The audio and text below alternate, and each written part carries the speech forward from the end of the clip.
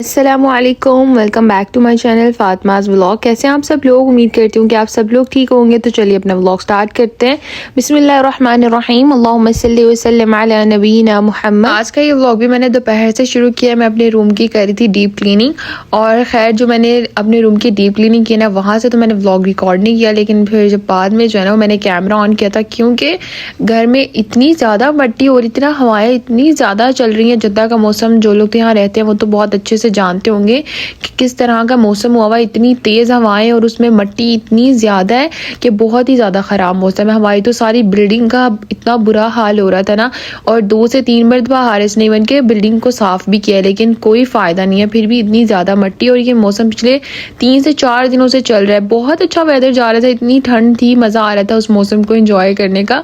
लेकिन बाद में तो जो है ना वो पता ही नहीं चला कि कैसे इतना ख़राब मौसम आ गया। हम लोग सो के उठते हैं, हमारी आदत है हम थोड़ी देर के लिए विंडो लाजमी खोलते हैं, क्योंकि पिछले काफ़ी घंटों से 10-12 घंटों से रूम में एसी चल रहा होता है। तो फिर मैं कहती हूँ कि चलो अब एसी बंद किया है तो थोड़ी देर के लिए विंडो खोल दो। तो उस दिन पर्दे आ गए थे, हमने विंडो खोल दी, देखा ही नहीं बाहर मौसम ख़राब है, तो बस वो तो फिर सारे पर्दे भी गंदे हो गए मिट्टी से, और सारा फ्लोर भी। तो खैर हमने फिर सारी सफाई वगैरह की, और उसके बाद यहाँ पर जो पर्दा लगा होता है ना हमारी विंडो के साथ, वो भी मैंने मामा से रात में वॉश करवाया।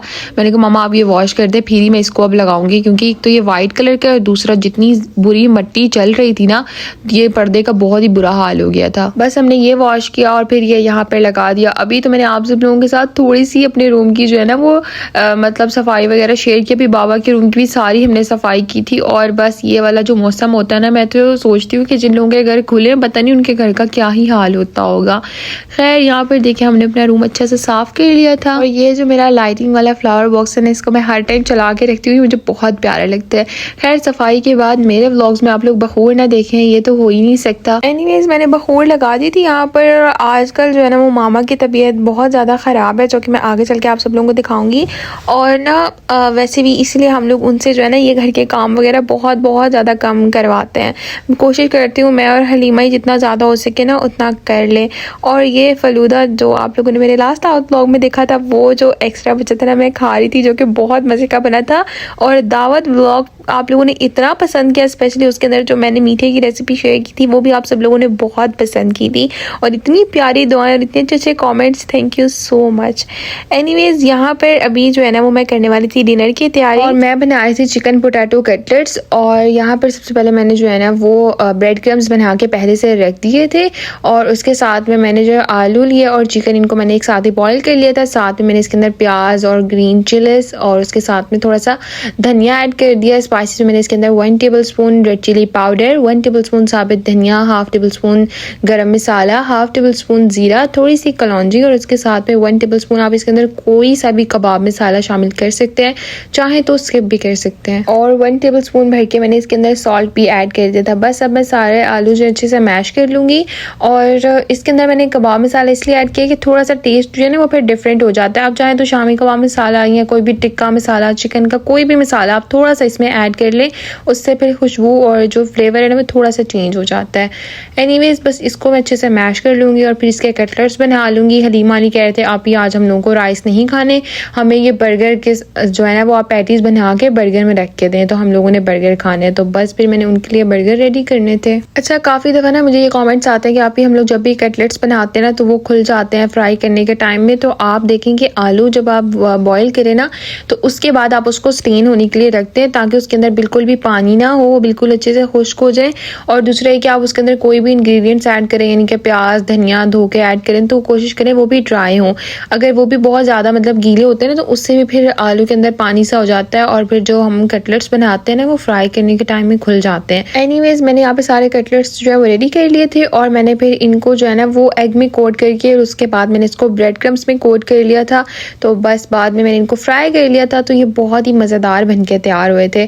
और हमारे घर में जो है ना वो कटलेट्स हलीमा अली को बहुत ज़्यादा पसंद है, स्पेशली राइस के साथ। लेकिन अभी जो है ना, आप लोग भी मेरे व्लॉग में देख रहे होंगे कि पिछले काफ़ी दिनों से हमारे घर में चावल बन रहे हैं और लास्ट तक के दावत व्लॉग में भी बने थे। तो बस फिर हमने जो है ना वो आज फिर सोचा कि चलो चावलों के साथ नहीं खाते। एनीवेज यहाँ पे मैं बर्गर में ऐड करने के लिए ना ये सॉस बना रही थी उसमें लगाने के लिए। इसके अंदर मैंने केचप और उसके साथ में मेयोनीज ऐड की है और साथ में मैंने इसके अंदर जो है ना वो तकरीबन 1 टीस्पून चाट मसाला डाला है। तो ये वाला जो सॉस है ना ये बहुत ही मज़े का लगता है ब्रेड्स के अंदर भी और बर्गर के अंदर भी, आप कोई भी सैंडविच बनाए उसमें भी। बस मैंने यहाँ पर फिर बर्गर्स के अंदर ना इस तरह से सॉस लगा के और जो मैंने कटलेट्स फ्राई किए थे वो मैंने इसके अंदर जो है ना, जो मैंने बर्गर के लिए पैटीज बनाई थी ना वो मैंने थोड़ी सी साइज़ में बड़ी बनाई थी ताकि जो है ना इसमें अच्छी सी मतलब फिल हो जाए, बर्गर जो है ना वो मज़ेदार सा बन के रेडी हो। और इन्होंने कहा था आप हमें इसके अंदर कोई भी सैलड वगैरह नहीं चाहिए, तो बस फिर मैंने कोई भी इसमें सैलड वगैरह ऐड नहीं की थी, हमने इसी तरह से बना लिए थे। हलीमा अली को तो जो है ना वो बर्गर के अंदर टमाटर, प्याज और ख़ासतौर पे बंद गोभी वगैरह बिल्कुल भी पसंद नहीं है। और जब हम लोग शामी कबाब वाले बर्गर्स बनाते हैं ना तो उसके अंदर मैं थोड़ा सा खीरा वगैरह ऐड करती हूँ या फिर लेटस ऐड कर देती हूँ, लेकिन इसमें इनको पसंद नहीं है। खैर यहाँ पर आप लोग देखेंगे हमारी पैटीज कितनी ज़बरदस्त लगी है और बर्गर हमारा कितना ज़बरदस्त बन के रेडी हुआ है। बस हम लोगों ने खाना खाया और उसके बाद हलीमा और मामा दोनों चले गए थे हॉस्पिटल क्योंकि मामा की मेडिसिन लानी थी और फिर मामा कुछ कपड़े वगैरह वॉश करके गई थी। मैंने सोचा कि चलो जब तक मामा नहीं आती मैं ये जो घर का थोड़ा बहुत काम है ना वो कर लेती हूँ। तो मैंने यहाँ पर बस फिर सारे कपड़े जो है वो ड्राई किए और उसके बाद फिर मैंने इनको रैक पे डालना था। खाना वगैरह बनाने के बाद और खाने के बाद मैं थोड़ी देर के लिए रेस्ट कर रही थी और फिर ये काम जो है ना मुझे पता था कि पड़ा हुआ है, मैंने सोचा कि चलो इसको मैं थोड़ी देर बाद कर लूँगी क्योंकि अक्सर ऐसे होता है कि मैं जो भी काम करती हूँ उसको कैप्चर भी कर रही होती हूँ और साथ साथ में वो काम भी कर रही होती हूँ। तो मुझे बहुत टाइम निकाल कर जो है ना वो किसी भी काम को छेड़ना होता है क्योंकि मुझे पता होता है मैंने साथ में व्लॉग भी कैप्चर करना है। और 3 से 4 मरतबा उसी चीज़ को देख देख कर ना मैं थक जाती हूँ। पहले मैं मतलब काम करते हुए, उसके बाद फिर मुझे जब एडिट करना होता है और बहुत सी और चीज़ें होती हैं तो नेक्स्ट डे में मैं उसी काम में लगी होती हूँ। तो बस मैं इतना थक जाती हूँ ना, मैं बोर हो जाती हूँ अपने उस काम से। तो अब मैंने अपनी रूटीन थोड़ी सी चेंज की है। मुझे ऐसा लगता है कि अगर कोई भी चीज़ आपको बहुत बोर कर रही होती है ना लाइफ में, जो भी चीज़ या काम ऐसा हो जिससे आपको लगे कि ये मुझसे नहीं होगा या फिर मैं बोर हो रही हूँ इसको करने में, तो फिर आप उस टाइम में मतलब थोड़ा सा ब्रेक ले लें और ब्रेक लेके ना उस टाइम में जो भी आपके फेवरेट काम है ना आप वो कर लें। लाइक आपको अगर जो भी चीज़ें देखना पसंद है या फिर जो भी चीज़ आपकी फेवरेट है ना उस टाइम में वो कर लें और वो टाइम जो है ना खुद के लिए निकालें। अक्सर ऐसा होता है कि हम काम में और बाकी सब चीज़ों में खुद को बिल्कुल इग्नोर कर देते हैं। तो मुझे ऐसा लगता है कि खुद को इग्नोर नहीं करना चाहिए बल्कि हमेशा खुद को फर्स्ट प्रायोरिटी रखना चाहिए। और यही चीज़ हम लोग लाइफ में भूल जाते हैं जिस वजह से हमें ऐसा लगता है कि ज़िंदगी जो है ना वो बहुत ख़राब चल रही है और बहुत ज़्यादा बोरिंग हो गई है। तो अब मैंने अपनी रूटीन जो है ना वो बहुत ज़्यादा चेंज की क्योंकि फिर स्टडी, घर के काम और फिर उसके साथ में जो है ना वो फिर व्लॉगिंग, तो हर रोज़ की यही सेम रूटीन के साथ जो है ना मैं बहुत बोर हो गई थी। और बहुत से लोग हैं जिनकी यही रूटीन होती है, सोना, खाना पीना, बस इतना सा काम होता है। लाइक फ्री बैठने को खुद को वक्त देना नहीं कहते, खुद को वक्त देना जो है ना वो बहुत एक और चीज़ होती है। लाइक अपना ख्याल रखना, अपने ऊपर तवज्जो देना, अपने ऊपर काम करना, वर्कआउट करना, ये भी बहुत ज़्यादा ज़रूरी होती है। तो बस हम लोग अपने डाइट प्लान्स को, वर्कआउट को, इन सब चीज़ों को बहुत ज़्यादा इग्नोर कर देते हैं। तो मुझे ऐसा लगता है कि खुद को जो है ना वो फर्स्ट प्रायोरिटी जो है वो रखना चाहिए और अपने फ्री टाइम में खुद पे तवज्जो देना जो है ना वो बहुत ज़्यादा ज़रूरी है। एनीवेज मैंने कुछ काम किया और उसके बाद जो है ना वो आ गई थी मामा अपनी मेडिसिन वगैरह लेकर। और आप लोगों को याद होगा कि रमज़ान में हम सब लोगों को बहुत ज़्यादा बुरा फीवर हुआ था। तो ना मामा को तब से ही जो है ना वो खांसी, खुश खांसी लगी हुई और अभी तक उनकी गई ही नहीं है। इतनी दवाइयाँ उन्होंने खा चुकी हैं और चेंज भी कर ली है लेकिन किसी से उनको आराम नहीं आ रहा था। तो बस वो यहाँ पर अपनी सारी मेडिसिन लाई थी और मामा को आयरन की इतनी ज़्यादा कमी हो रही है, आयरन का बहुत इशू हो रहा है और खांसी की वजह से मामा ना दिन में सो पाती हैं और ना रात में, तो जिस वजह से उनकी तबीयत बहुत ही ज़्यादा जो है ना वो ख़राब हो गई थी। और जब आपकी नींद पूरी नहीं होती ना तो आप सब लोग भी जानते होंगे कि उस वक्त में इंसान को कितनी ज़्यादा वीकनेस हो जाती है। और पिछले तकरीबन 1.5 माह से मामा की तबीयत ऐसे ही थी, वो बिल्कुल भी सो ही नहीं पाती थी ठीक से, पूरा दिन खांसी, रात में भी, और दवाई का असर 1 से 2 घंटे रहता था और फिर वापस से वैसे ही खांसी वगैरह शुरू हो जाती है। तो कुछ मामा का थायराइड का भी इशू हो गया हुआ है। तो बस आप लोग जो है वो अपनी दुआ में ज़रूर मेरी मामा को याद रखिएगा। थायराइड का इशू जो है ना वो मामा को काफ़ी टाइम से, और वो बहुत टाइम से इसकी मेडिसिन खा रही है लेकिन उनकी जो है ना वो आयरन की कमी की वजह से उनका ऑपरेट नहीं हो पा रहा।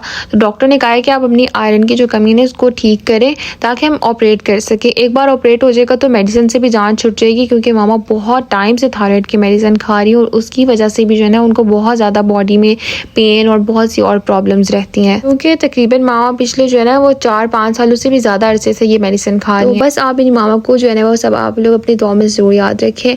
एनीवेज यहाँ पर ना नेक्स्ट डे में शाम में मैं बना बना रही थी स्पैगेटी, और इसकी रेसिपी तो मैंने आप सब लोगों के साथ शेयर की हुई है। अली हलीमा कह रहे थे आप ना हमें स्पैगेटी बना कर दें, और कह रहे थे कि आप स्पैगेटी जो है ना वो बिल्कुल जूसी होनी चाहिए। तो बस हमने वो खाई, और उसके बाद ये देखे मैंने ये वीडियो रिकॉर्ड की थी मौसम की, जिसमें इतना ख़राब मौसम था और मिट्टी तो इतनी ज़्यादा उड़ रही थी ना यहाँ पर। तो फिर भी शाम का टाइम था तो थोड़ा सा जो है ना वो कम हो गया था, लेकिन दोपहर में तो बिल्कुल ही बाहर कुछ भी नज़र नहीं आ रहा था। और अली ने भी मेरे लिए एक वीडियो रिकॉर्ड की थी, वो भी मैं आप सब लोगों के साथ यहाँ पे शेयर करती हूँ।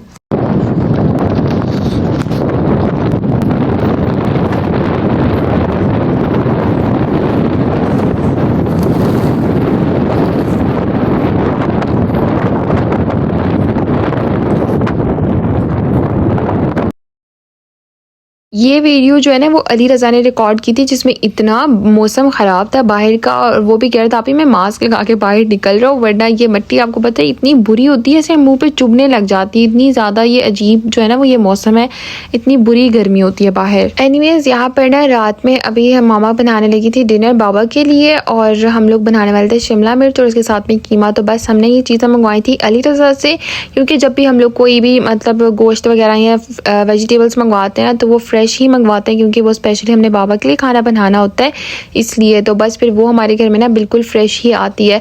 और आप सब लोग तो देखते ही रहते होंगे मेरे व्लॉग में कि हमारे घर में ना meal prep, weekly meal prep इस तरह की चीज़ें नहीं होती, बहुत मतलब कम, क्या है ही नहीं हमारे घर में। तो हमारे घर में बिल्कुल फ्रेश खाना बनता है। एक दो बार मुझे रिक्वेस्ट भी आए थे कॉमेंट्स में कि आप वीकली मील प्रेप जो है ना वो भी व्लॉग हमारे साथ शेयर करें।